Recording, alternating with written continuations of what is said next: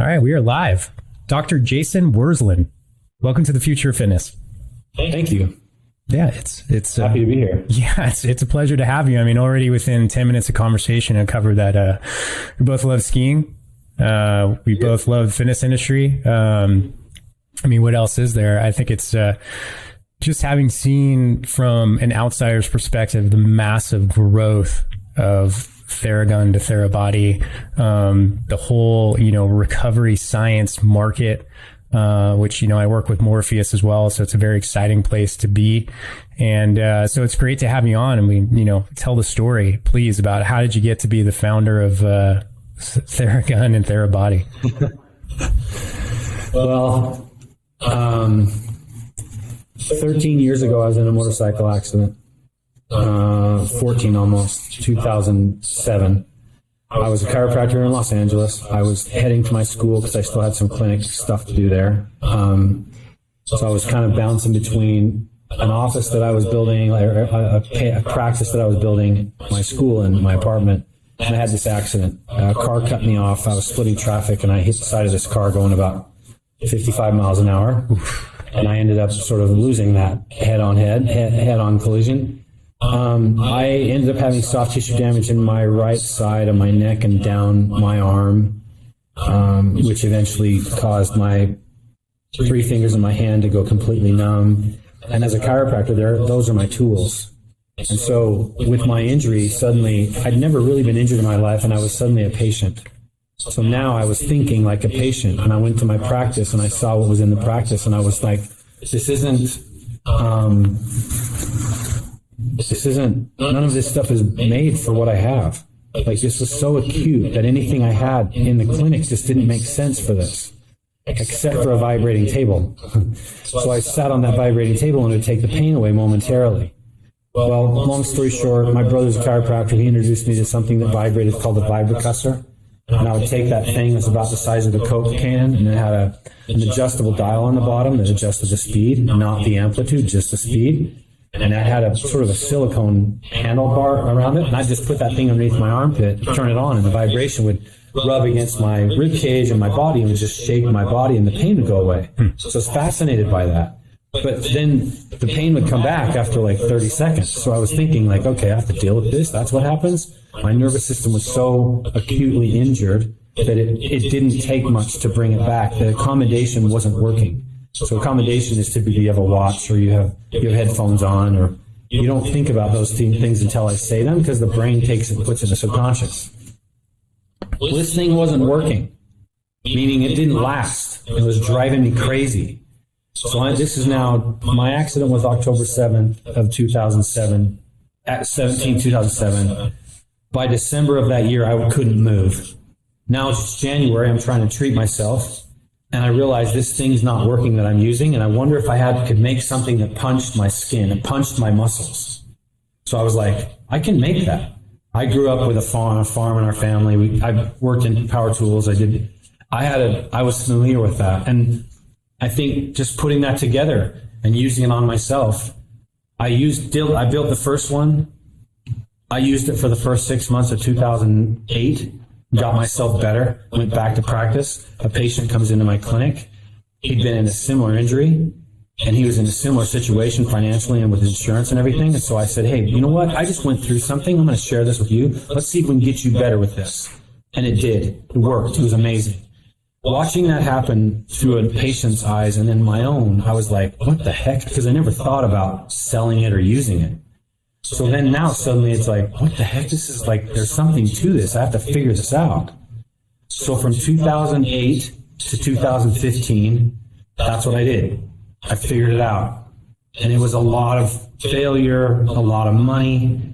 I mean, I went through 3 business partners. Spent almost $200,000 of my own money that I didn't have. But there was something that just kept pushing me to do this. So in 2015, I met Ben, my current business partner. We launched our G1, the Theragun G1 in June of 2016. I'm only sharing this because I think your audience will like this.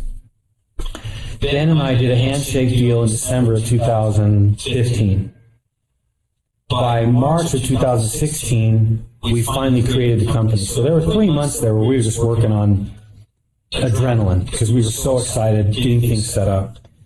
In that 3 months, Ben said, before we go into this, we got to figure out we're going to launch another product. We need to figure this out. I said, yeah, we do. And I've got drawings. I've been doing this for almost 9 years now. I have some experience I think we can lean on.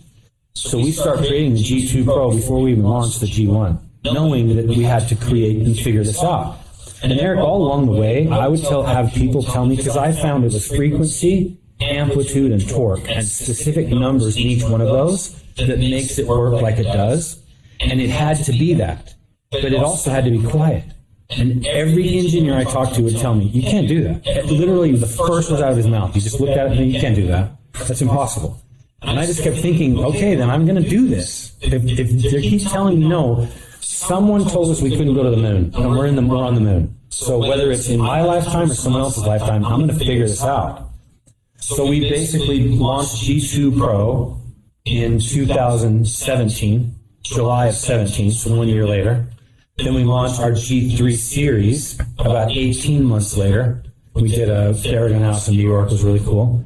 And then in our transition from G3 to G4, my business partner and I were having a lot of conversations. It was just Theragun didn't feel right, but it was right. And we kept thinking, and we had this conversation, and I was sharing with him, like, I don't, this is for everybody. I just went around the world, and it didn't care what language they spoke, what country I was in. This science worked, and there's something to this. So it's the fact that it works on everybody. So he was like, yeah, we got to think of a different name because it can't be Theragun. Theragun's not, it just doesn't make sense. And to me, it didn't either. I always felt like Theragun was like this sort of breadcrumb that led me somewhere. And it was really cool, this pathway that I went on. So anyway, I don't mean to keep rambling, Eric. I think it's, with your audience, it's important that I kind of share some of those things. We transitioned from Theragun to Therabody, recognizing that allows us now to grow and provide all these other things that we were working on. So evolution happens, and it was, people don't know that, but we were working on that for several months before it happened, and it just finally seemed to be the right timing. And the audience will love this. This is uncanny. We're sitting in a room. It's full of like, our C-suite, basically, people at the time. We had marketing in there, we had design, content, and we were not leaving the room until we came up with a name. And so it's like 10:30 at night, we'd all ordered pizza or some crap, and we're sitting around eating, trying to figure this out. And Ben and I are sitting next to each other, kind of out by the exit, and we started kind of bouncing back and forth with each other. Like, because we landed on Thera1 and Therabody. That's kind of what had happened. We were like, oh, wait. And then it was like, wait a second. Ben Googled Therabody. There was not a URL. He immediately calls our attorney and goes and asks him, hey, can you do me a favor, search the state, see if there's anything like. So it was like, he did that. We found the URL. We jumped on Instagram. There wasn't an Instagram. Actually, I think there was, but the guy had like 300 followers or something. So it just was like boom, boom, boom, and then it just happened. And then at first it sort of seemed strange because of the reason we were thinking about it, that it was for everybody, and were we trying to include that? But as it's evolved, it's just become something much bigger than that. And then changing our logo to the one I have on now with that sort of health peace sign kind of looking thing, it really has grown. Yeah, it really has grown on me and the company, and I think we want it to really become sort of a logo for health and wellness, but self-care as well. Like, looking at that should empower someone, like, I can take care of myself. So to answer your question, how I become the founder, that's how I became the founder, and how it's sort of launched and has grown. To your point, it's been like a hockey stick for the last 3 years, and I really feel like that's with our ingenuity and continually trying to innovate and find new ways to provide this to people in masses, and continually, like, I think health and wellness in 2019 or 2018, that was like I don't even know what the numbers were, but it's a massive industry. And I think no one thought it would grow like it did, or the way that it did during COVID, but it did. And we did as well. I was telling someone the other day that our message never changed. It's just people started to see our beacon. It's such a great story. I'm very much a student of business and entrepreneurship. One of the things why I like interviewing people like you on the show is I learn so much, but there always seems to be some consistencies. And, this is, cliches are oftentimes cliches because they're true, that you guys were almost to the year, when people see you're an overnight success that took 10 years, right? So there was just this long period of like 08 to 2015. The other thing I've always noticed, and I fall in this camp because I do, done it many times over my career, is it's really, you mentioned that adrenaline of just getting a business started, right? The excitement and adrenaline, how easy it is to ride off that to get something launched.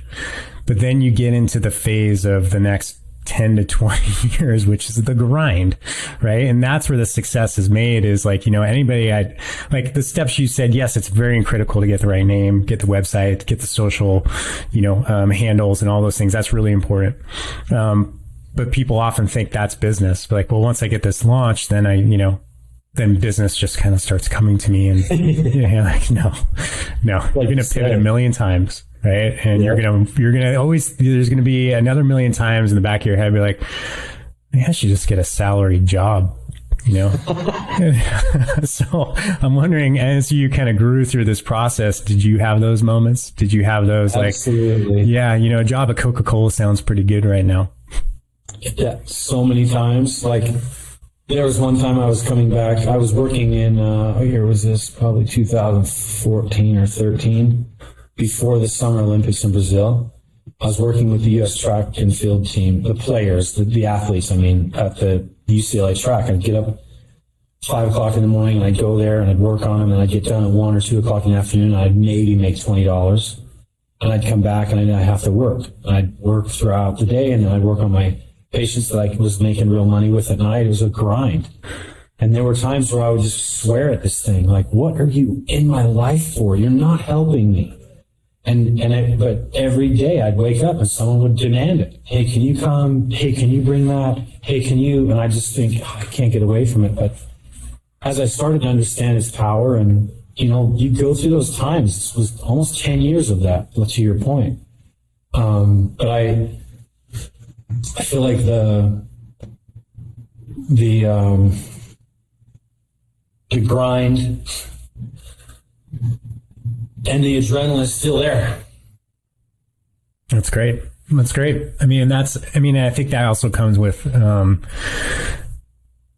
having the drive to continue to reiterate and grow, right? Like if you have that drive, right, and you're like, okay, well, how can I make this 1% better? How can we reach a new audience? How can we continue with our mission? I presume your mission involves something of helping a lot of people be pain-free and move better. I don't know the words, but I can just tell by talking to you. It's probably something like that, right?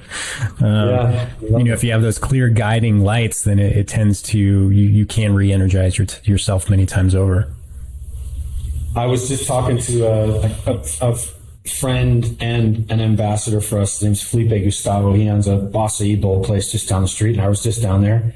And he was telling me that he's never had more fun than when he got to gift some of his fellow athletes one of the minis. And just the joy that he had on his face. Like, dude, it was amazing. You should have seen him. I'm like, I know. I'm so glad someone else gets to experience that. And that's really what started to drive me early on. Those long hours and thinking about, why am I doing this? I should be, my brother's a chiropractor in an office. Why can't I be doing I thought I was supposed to be doing that. But I just never really got off the ground, and this thing just kept pulling me in a direction like a magnet. And once I started realizing that, even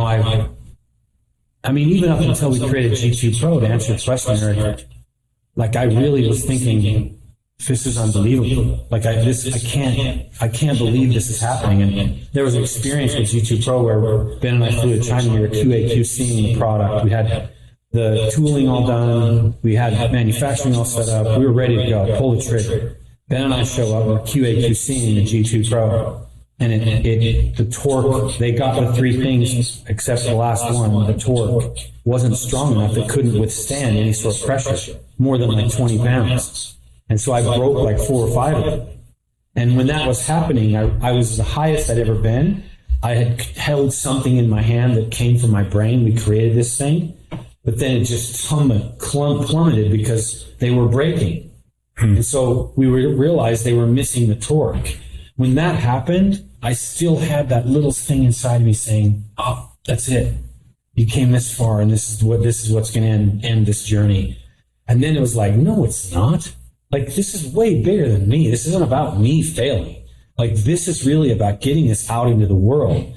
And once I started sort of taking on that and understanding that I'm just a conduit right now, I'm just a mouthpiece, and the more people that hear about this, the more people that feel it, like, they're going to understand what it does for them. It won't need me. I love it. So let's Dr. Jake, let's talk about Therabody in its current iteration. So today is October 26th, 2021. I don't know how it got to be 2021, but that's where we are. Where is the company overall? Like, please feel free to share whatever numbers you feel comfortable with, little product lines, ambassadors. I mean, just seeing, over social media on your website, you guys have some incredible Cristiano Ronaldo. Like, that's crazy, right? It's like one of the biggest names in the world. Please share us. Where's the company at now? Well, we're in 60 plus countries. We have either a warehouse or 3PLs in several other countries, Hong Kong, Amsterdam, London. We've got, we're growing. We have divisions and that we've never had before, but we're growing and hiring at a really high scale right now because of the need. It's not because of something necessarily that we're doing, but it's just the need. You put it out there and present it the way we're presenting it. People are buying it and they're getting it. We've got some really cool, exciting verticals we're just getting into. I mean, you saw what we've done in golf. We work with Colin Morikawa as an ambassador there, and several others. I know I'm going to miss some names. That's honestly how it is. I mean, Paul George in basketball, James Harden. I can't believe that. But it speaks more to the product and what it does for them and what we provide as support with Therabody University. And so from a business perspective, I realized early on that we needed science.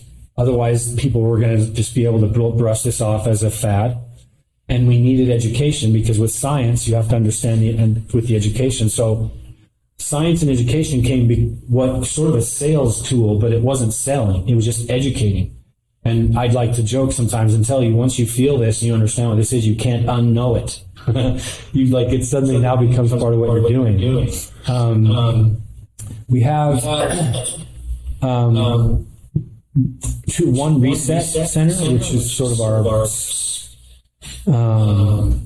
we're democratizing some of these modalities that usually are behind a physician or a chiropractor or a physical therapist doors, their gate. And with things, we're bringing them out to the public that we don't need a license to run them. So we curated a place called Reset. There's one in Philly, we're putting one in New York and one in Manhattan Beach, where we've curated the best modalities from red light therapy to pent tables, sound sauna, Theragun, cryo chambers, but the way we offer it is completely different. It's sort of like Starbucks. When you walk in, you look at the menu and you're not ordering one of the modalities, you're ordering a state of mind. So when you go in, you want peace. There's this, or calm, we bundle things together to put your nervous system in that state. So if you want to pick me up, a revive, then we bundle 2 or 3 things together. And when you leave the door, you just feels like you had a shot of coffee. We want to be able to have people have those in their neighborhoods. So our goal is to have several more of those by the end of 2022. We're building out concept right now and it's working really well. So that's our Reset sort of as a treatment facility or like a care facility. Cool. And I'd like to change the word, what people think of care. And then we have retail locations. One of the things we learned early on is that people need to feel it. We need to get them under the guns. If they don't feel it, then it's just sales pitchy infomercial talk. So if they can feel it, then we're cutting right to the chase. How can we do that? Well, let's build some places where they can come and experience that. So we started one in Century City, and now I think we have 13 of them in different parts of the country. We're looking to do this internationally as well. But it's just like it's like an Apple store. Like you go in, you get to experience the stuff. You talk to an expert. We've trained everyone in there to know how to talk about every one of our modalities. We've acquired, this is probably important to share too, we acquired a company called Recovery Pump, which was pneumatic compression. Oh, yeah. And they actually came from, their parent company was a medical company out of Israel, where they were creating medical devices and medical modalities. And Brian, who was the president of Recovery Pump, and I were really good friends, and Brian had talked this guy into letting him try and do it in retail, like direct consumer and stuff, using the same technology. Well, that was in 2004 or 2005. Normatec saw that, someone from Normatec, and then bam, they took it to Ironman, and then Normatec flew off. But they missed the science, the reason why and how it does it and what parts of the body it works on. And these guys have had it for a long time. So I think this is a cool story to tell this audience, especially Brian, myself, and Brandon Marshall, who's an NFL player. We were working together to create these sort of recovery centers or recovery rooms for hospital workers. And this is before COVID was hit. So we were working with Cleveland Clinic to do this. We did one in Miami. It was amazing. It's just open house, outdoor food. Like Brandon was there, signing autographs, saying hi to people. It's really cool. And we were going to bust this out to all of the Cleveland clinics. Well, COVID hits. Bam. That puts on a halt, obviously. We pull back. Brandon and I got together, and we ended up donating to over 100 hospitals, Theraguns, for the hospital workers between their shifts. I mean, they're working 24, 36 hours. So we started working in that way with him. And then I lost contact with Brian, found out there was someone that made an offer on his company. I thought they were going under because of COVID. He calls me back, hey man, I don't like what's going on with this company. I think you and I should work together. And I was like, bingo. So we ended up acquiring those guys. It took about 45 days all in all because of who they were, obviously where they were and what they were doing, but more importantly, their ethos, the way their company thought and the way they talked amongst each other was the same way we did. And when Brian and I would go to a locker room, a trade show or something, we'd end up being with each other. We're talking to the same customer, but we're sharing different products and different modalities. So it just made so much sense because it wasn't a Me Too thing. We're just like, hey, we're just 2 times 2 is 16. So it's that kind of thing that happened. And right after that, Eric Blatter, who's the president of PowerDoc, and I were having a conversation. We've been talking, we're friends for a long time. He actually started right next to me at CrossFit booth. That was our first booth together at CrossFit in 2015. Anyway, we're talking, and he's like, hey, I saw you guys acquired Recovery Pump. Would you be interested in talking about an acquisition? Oh my gosh, yes, we would. So we ended up acquiring PowerDoc shortly after that, which goes back to what I was saying earlier, Eric, about how Therabody just grew. That we didn't know that's what was going to happen, and we didn't understand that was what's sort of history held for us, but it did, and it worked out, and it makes so much sense now. Where else are we as a company? I'm excited about getting over to Europe now. Finally, they're kind of opening things up, and after being vaccinated, I feel like we can really make some big impact on some people over there, and I'm excited to get over there. That's what's right on my windshield. We're coming into Q4, which is our Super Bowl. Basically, we're billed, and just like a lot of other retailers and direct consumer products, this Black Friday, Cyber Monday is our big days. So we've been accumulating teams and acquiring these companies to be able to build our story. And this is going to be a fun year. I say that every year, but this is definitely beyond what I would have imagined. So I don't know what else to give you. It's sort of a state of affairs. We're still trying to get into South America. We just opened up in Japan probably 3 months ago, maybe more, but we've been working on that for a year.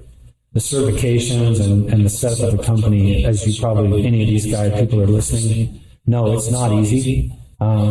So we set an entity up in Dublin, I think in 2019, with the idea that that would be sort of our European, how we would establish ourselves over there. Yeah, that's a good spot. And there's been, we did the same thing in Hong Kong, and then in Shanghai, and then Shenzhen. We have a couple offices there. Anything else I think is probably boring to share. I mean, it's all really exciting, and it dovetails nicely into, I want to get your thought overall on the field of recovery science. And, a little backstory too is, and I think people listen to this, I apologize if you heard this story before, but when I was a CrossFit affiliate owner for a while, and I had the pleasure of having Coach Bob Takano, who was a very legendary Olympic weightlifting coach. He came by and he taught seminars. I got to know him a little bit, and I asked him one time, like, hey, where is, compared to all the international, he always talked very respectfully and almost in awe of like other countries and how they do performance in sport compared to like U.S. systems. And I asked him, well, where are we lagging? And he's like, recovery. These other countries have put a huge amount of time, energy, and resources into getting better recovery out of their athletes. And this was back in 2012. I almost switched the name of my gym to, CrossFit Strength Conditioning and Recovery, right? Based on those comments. So, now that I feel like recovery science and the subject and conversation around recovery is much more front line, how are you feeling about recovery science? Do you think we're just getting started? Like, as far as the focus on recovery, and where do you see that direction going? This is how I look at it. And I was just at the Formula One race this weekend. So if our bodies are our race cars, how much information are we getting back right now? So that's just a rhetorical question. I'm thinking, like, just think for a second. What are we getting back from our bodies right now? Well, we get hunger. We get sleepy. There's certain things that sort of our barometers or whatever, our speedometers are telling us. But I feel like, imagine one day if you knew exactly what your body needed, recovery would only be a part of it because you would need it and you would need it. So for me, I feel like this wellness tech world that we're coming into does a lot of things. It helps with compliance with patients. But more importantly, it's teaching our bodies what's happening. So I wear the Oura Ring, and I wear a BioStrap, and I'm constantly checking out what's going on with my body. And what's happening is I'm waking up in the morning and I'm realizing what my body is saying from this tech, but I'm also comparing it to how I'm feeling. So I feel like recovery is a part of a big pie. And the more we understand about our bodies, the more we'll understand how to use these different things in that pie in our life so that we're not on empty all the time. Because hunger and tired, all those things come when you don't have enough of it. So that's usually what happens in our life. So I feel like the ability we have to be able to combine these things together and educate people on heart rate variability, that's one of the biggest things. I've heard people explain that so many different ways. But how can you affect it? I think we're working on things that I think will directly affect your heart rate variability. And that directly affects your lifestyle and your sleeping and all those things. But how do we monitor that? How do you know? Like, hey, this is going to help your heart rate variability. Well, you've got to have something that tells you that it's doing that. So I'm so excited about our growth. I'll give you this comparison to kind of answer that question. People ask how I feel like our growth has been. And I tell them, do you think, I ask, and I can ask you the same thing, do you think that more than 1% of the world has a Theragun? I don't think so. So I want at least 50% of the people in the world to have a Theragun. So that means we have like 50 times to grow. That's the same thing with recovery. There's so much information out there right now that's coming out, coming out, 16, 32. It's so much information. When we finally figure out how to direct that information and provide a connection between our mind and our body so that we know what's going on, that's when recovery is going to become where I feel like it fits in, which is just a piece of the pie. Right now, it's freaking huge because we haven't been doing it. Man, you're speaking my language. I'm a huge fan of HRV, and full disclosure, people on this podcast know too. I work with Joel Jameson over at Morpheus, and, as we're launching and we're trying to really educate about the importance of HRV and knowing your metrics. And it's to me, like, the challenge still is, right? Like the Ring doorbell was a great example of how it was frictionless, right? There was no extra energy that a consumer or anything had to do to implement this new technology, right? Still with and even the Oura Ring is probably the best manifestation of something. Well, I just a ring. I'm just going to wear a ring. I wear rings all the time, right? But when you start getting a little more in depth, like a Morpheus, a recovery strap or a bio strap, it becomes a little bit more, right? So the challenge, it seems, in this phase, until maybe the technology catches up, is well, how do we educate the consumer in that this little bit of extra effort, like Morpheus, we're asking for 2.5 minutes in the morning, just sit still for 2.5 minutes in the morning, right? But it's hard to get people to do that because they don't understand the value over time of what this data can be telling them.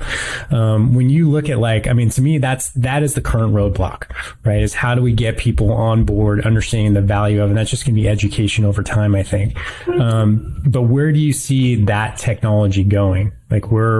What's your vision for that, for the tracking and the education piece of all this data that we're collecting? Man, without being too weird about it. Oh, get as weird as you want. Yeah, I think we'll probably have things we can put inside our bodies. For sure. I think there will be something that they can create that's a chip that's, I was reading about this a long time ago, but it makes sense that it would be something like that you'd have something in your body that could go around and keep, I don't know. We've tried all these external things, and there's these margins for errors, and it just doesn't seem super accurate. But I feel like it'll be things that they won't only be wearables, but they'll be like an ingestible, that, a gummy that has some sort of reaction. Remember Arnica, you take a pill and put something on you where the pain was, and suddenly had this reaction. I think there will be some of that potentially. AI is becoming super crazy. What can happen with that? So I also feel like some of the companies out there, like Technogym and some of the other ones, they're thinking down the road about some of that stuff. They're really thinking about the products they're going to put out. So I think our movements will change over the next few years as well. We'll be a little more conscious of things. We're just learning about loading and unloading of the spine. That's still a massive problem for 90% of people on this earth because we sit too long. So anyway, you'll get me rambling, but I feel like having an open mind to the ways we can track these things is going to help us even more. And I love what's happening with the wearable space. I love what's going on, the amount of information you can capture, and how accurate some of that stuff is. I feel like we can only get stronger. It's not going to go backwards. Yeah, I agree. And having, we've always had as, I guess, called myself an athlete for a lot of my life, and we always had subjective measures, right? It was always some sort of objective measure of how you feel, how you sleep. I wish I had this technology back then, when I would wake up, get ready for a game, and I would just feel flat. And sometimes you just felt flat. Other days you felt the energy, you felt quick, you felt, all these things. And I just wish I had that data back then. If I was a young athlete nowadays, I'd be all over it, man. I would be loving this stuff, because when you combine the subjective and the objective, and then you start to get this, because there is a lot of, old school coaches who are like, well, no, it's not the data, screw the data, right? They're like, nah, it's how you feel. I'm like, well, yeah, it is. It absolutely is. But isn't it nice to have the objective measures as well, and you can start to see, like, are my feelings actually spot on? And I think it's really exciting. It's really exciting. I talk about this often. Like 3 years ago, I was like, I think my time in the fitness industry is done. And then it started to get really exciting. Like technology started to come in. The pandemic, as awful as it was for so many sectors of the industry, of the fitness and health industry, it accelerated growth, man. It changed things. We all saw stuff coming down the pipe that just made it happen even sooner. So yeah, that's a bit of my ramble. Unless you got any comments on it, then I can move on to a different question. I think I love that you said we're all athletes, because I agree. We all at some point refer to those days in our life. But I was thinking when you were talking about that soccer players and some of the other athletes, basketball, I know for example, they wear monitors. And the monitors will tell them, what's their output that day and things like that. And they can actually go out and just pull them off the field and say, okay, you're done, you've hit your limit. Imagine what that looks like now. I saw some text the other day that I could hold my phone up to my screen or to a billboard, and it would read what's on the billboard and play some sort of video or trailer. Imagine you have someone standing on the sideline now that has these special goggles on, that's looking and over the top of every one of the players. You see their stats, how long they're out there, what's their oxygenation saturation, like what's their heart doing. Like I really think that it's going to be something like that. That's why I was going to say earlier, call me crazy, but I feel like that's kind of where it's going to go. Yeah. It's like if anyone's ever watched episodes of Black Mirror, it's kind of like this, but less scary. Because I think as a mid-40s adult, I stopped watching Black Mirror because it was giving me nightmares, and that's that's the truth. One of the things that plug. Yeah, it's so good. One of the things I want to bring up, because we had chatted before the recording here about it, Dr. Jason, was, and it made me really curious what you meant by it. When I asked you, kind of like, what are you passionate about right now, man? What do you want to talk about? What are things that are on your mind? You said mobilization, how you get up excited to move. So walk us down that thought, what that means, and maybe how that ties into your mission at Therabody. The more I become familiar with myself, I can kind of keep comparing it to Formula One, but the more laps I can take in the morning, just figuring out my body and listening to where I'm at for that day. A lot of times our body doesn't need to get up and do sprints for 5 hours or 20 sprints. It's like, that's a lot for your body in the morning. So for me, I want to start moving. And as I start moving, I start realizing what's going on. I'm a little sore there, a little tight there. I feel like there's things in our bodies that also reveal emotional things. And that for me, I really take, honestly, every morning I start with Theragun. I take about 6 to 8 minutes. I have a song that I listen to. It's a 14-minute song, and I listen to the first 6 to 8 minutes of treating myself, working my whole body. And I spend the next few minutes just laying on the mat breathing and just kind of pay attention to what's going on with my body. But the body, I have to move. And the reason I use Theragun is Theragun takes away the tension and increases the blood flow. It gets my body it gets me going. Like I started the engine and revved it a couple of times. So now I'm kind of, okay, where am I at? And then I'll just lay there for a few minutes and sort of register and check in with where I'm at. How this fits in with our brand is that's literally the kind of experience I think everyone needs to have. I think everyone needs to have that 2 or 3 times a day. And I think you don't need to use it. That doesn't need to be 20 minutes. It doesn't need to be 10 minutes. It just needs to be a few moments where you can connect with yourself. So I try to do that in the mornings. Travel a lot. Sometimes it's tough with time changes and stuff. But when I miss those days, when I miss those things, I can tell. My day's just off, like you were saying a minute ago. I didn't feel right. So for me, the movement aspect is, if you can't move, you can't live. And we were meant to move.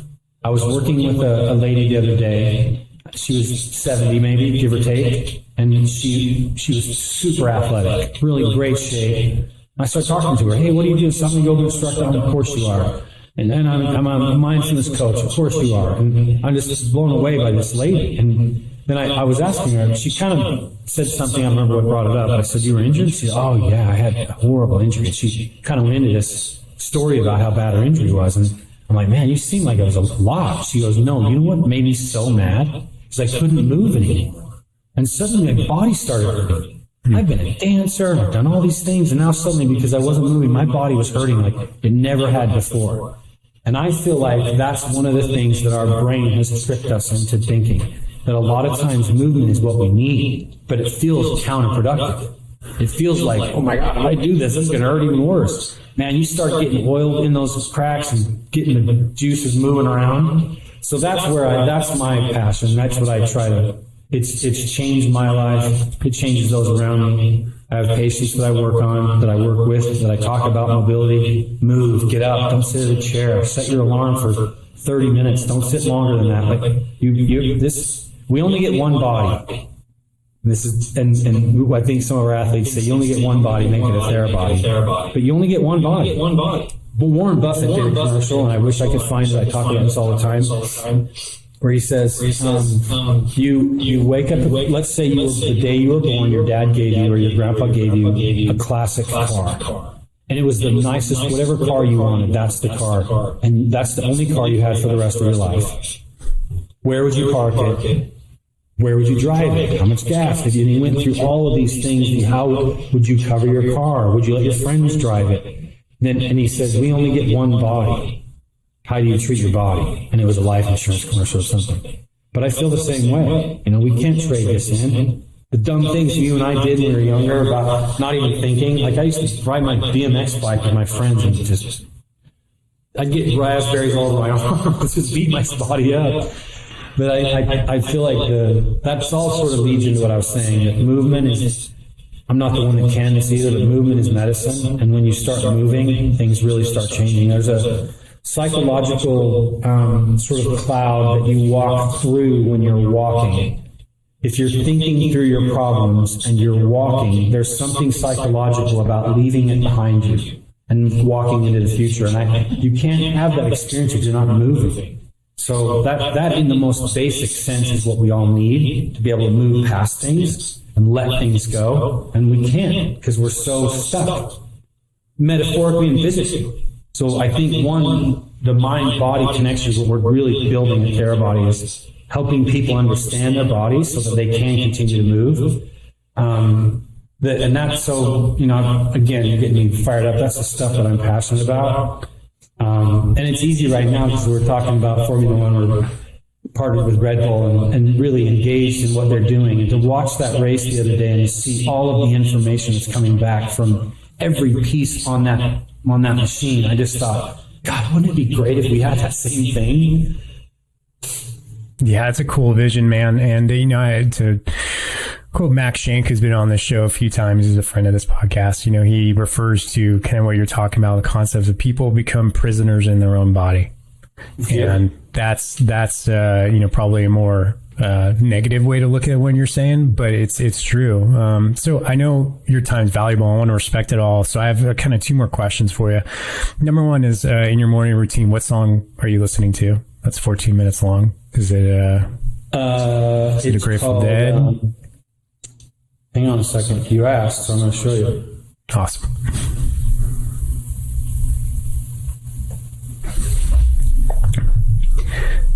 And then the second question while you're doing that. It's called In the Spirit by Liquid Mind. Okay. We can all check it out. I'll try it tomorrow. Great one. When you look at, because this is called the future of fitness, right? So you look at, and we mentioned wearables, we mentioned biometrics, we mentioned your whole product line of recovery, but is there any other technology that has you really excited within the fitness space?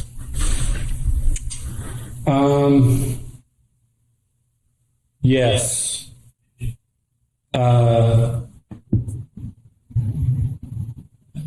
This is sort of out there a little bit, but I think you might like this.